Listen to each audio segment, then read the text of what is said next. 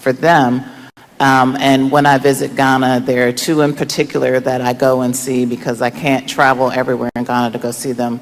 And they want to study in the United States, and particularly one wants to go to Texas A&M.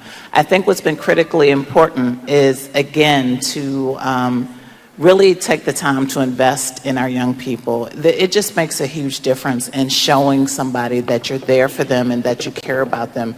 And whether we want to tell the truth or not, there are moments in life that we all need that. I think in 5 years that we will definitely see more women pursuing careers in nuclear. I'm not going to say just STEM because nuclear is so much more than that. But STEM is definitely, those kids want to be astrophysicists and everything else. I think it's incredible that we have a government that cares about the young people, that supports these types of programs, and that these international organizations like the NEA and the IAEA are really investing in these programs to support young ladies all the way up through mid-career and beyond. So I think there's a huge opportunity, and Ghana is definitely going to lead the way on the continent. Thank you, Dana. Okay, so I know that you've gained from one summit to the other summit now, yes? It's always been you, Emmanuel. In education, in, I don't know, promoting the role of women, role models, and so on. What would you recommend, Laure?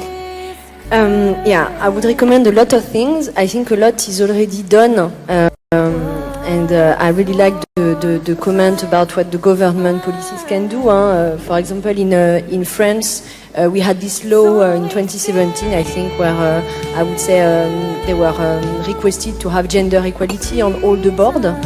And I remember for me that was quite, I would say, an opportunity, because at that time I was at Areva, they were looking for women for board, and so I was put very young in boards, and you understand that in fact it's not so impressive, and usually you say things that are as clever as anyone in the room, and that helps, I would say, exactly as you said, like picturing yourself as, in fact, I can do it. And more and more, so I'm turning 40 next year. I've been through all those years where you are, I would say, climbing up in your career, and at the same time you have your kids. I have 2 sons, and I think now I'm turning on the fact that I understand that I need to start also to bring this to all the young generation, and I understand how powerful it can be to communicate about what could be the career path, about what was your fears, your difficulties, and to tell all of those ladies that in fact it's possible. And I still hear things that completely destroy me sometimes. Like I met a project manager a few months ago, and she told me, "But Laure, I've been told that you cannot have a family and a career at the same time." And I was, "Come on, lady, we are in 2024. Woo! We are still at this level."